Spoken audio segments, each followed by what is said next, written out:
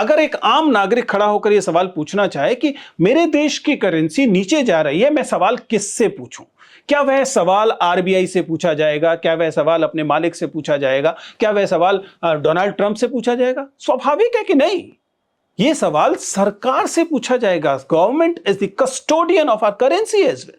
इसलिए जब वित्त मंत्री ये कहती है कि कमजोर रुपया अर्थव्यवस्था के लिए अच्छा है और आरबीआई को केवल उतार चढ़ाव की चिंता करनी चाहिए, ये मुझे लगता है कि ये एक तरीके से जानबूझकर आधा सच बताना है, क्योंकि बुनियादी सच्चाई को यह नजरअंदाज करता है। बुनियादी सच्चाई, जैसा मैंने कहा, कि India is not an export led economy, we are import dependent economy.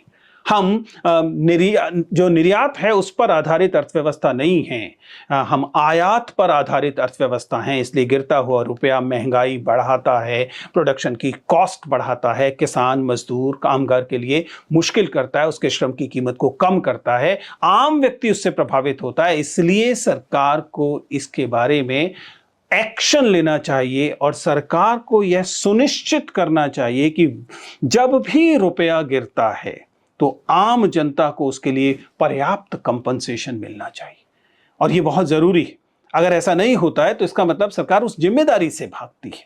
और बहुत सारी चीजें, जाहिर है कि अर्थव्यवस्था को मैक्रो और माइक्रो लेवल पर चीजें करनी पड़ेंगी। जैसे कि हम अपना इंपोर्ट अगर कम कर सकें तो फिर इससे हमें नुकसान होना कम हो जाएगा, लेकिन उसके लिए आपको अपनी मैन्युफैक्चरिंग को मजबूत करना पड़ेगा। उसके लिए आपको अपनी अर्थव्यवस्था को इतना मजबूत करना पड़ेगा कि वो इंटरनेशनल चीज पर कम डिपेंडेंट हो जाए।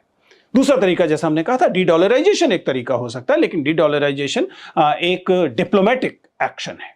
और